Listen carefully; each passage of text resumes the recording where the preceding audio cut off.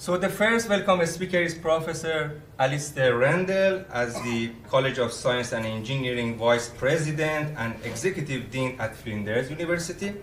So Professor Randall joined Flinders University as Vice President and Executive Dean for the College of Science and Engineering at the start of 2019, following a 23-year career with the Australian National University, including over 5 years as director of the Research School of Computer Science. So he has significant experience in both academic leadership and high-performance computing research with an undergraduate degree in chemistry and a PhD in theoretical chemistry. He has made contributions to several widely used computational chemistry software packages. So please join me in welcoming Professor Alistair. So thank you, Ali. And as you described, I am a computational person, I'm not an experimental person. So my name is Alistair Randall. I have the privilege of being the Vice President and Executive Dean responsible for the College of Science and Engineering here at Flinders University. I would like to also start by just acknowledging that we are on Kaurna land and pay my respects to their elders past, present and emerging. It's a great privilege to be hosting this workshop on low carbon construction, bringing together academia, industry, government and the broader community to address what is undeniably one of the most important issues of our times. This is indeed the second time that we have been hosting this workshop. So to those of you who were here previously, welcome back to Flinders University.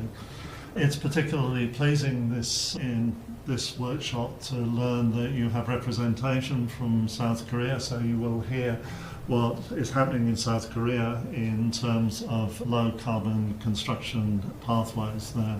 For those of you who don't know, Flinders University is actually 59 years and turns 60 years next year. Those of you who are from South Australia will know that the University of Adelaide and Uni of South Australia are merging. So shortly, once they merge, they will become the young institution and we will become the oldest university in South Australia. So the university as a whole has roughly 25,000 students. We have a footprint which goes throughout the Northern Territory and South Australia. But here in Metro Adelaide, we have the Tonsley location, we have Bedford Park, which you can see up the hill from here, and then we have a relatively recent presence in the city by the Parliament building there. The university is organised into 6 colleges, and the College of Science and Engineering is one of those colleges. Within the college we do go from science, physics and chemistry and biology through to the engineering and computing and mathematical areas. Engineering is predominantly located here at the Tonsley site. The university as a whole is committed to contributing to the transition to low carbon economy, not just through our research and our teaching, but also through the operations.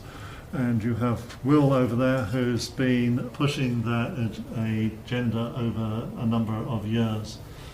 So we have the university as a whole has an ambitious sustainability plan with ambitious goals for reducing emission, increasing renewable energy production and improving efficiency.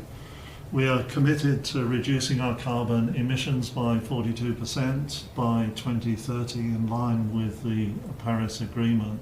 In recognition of the efforts of the university, we were named both last year and this year as a global top performer for energy and climate by the Association for Advancement of Sustainability in Higher Education. This really reflects a decade of effort by the university in the sustainability area.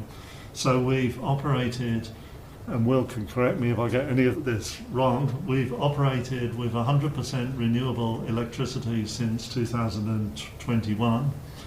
We've been leaders in the adoption of solar panels, and we have extensive rooftop solar throughout the institution, and indeed over into the main assembly building you will see also extensive solar. We've worked on the electrification of buildings and have a program which is progressively replacing gas-fired boilers with heat pumps. and the lighting around the different buildings has been progressively converted to LED and automated switching on and off lighting.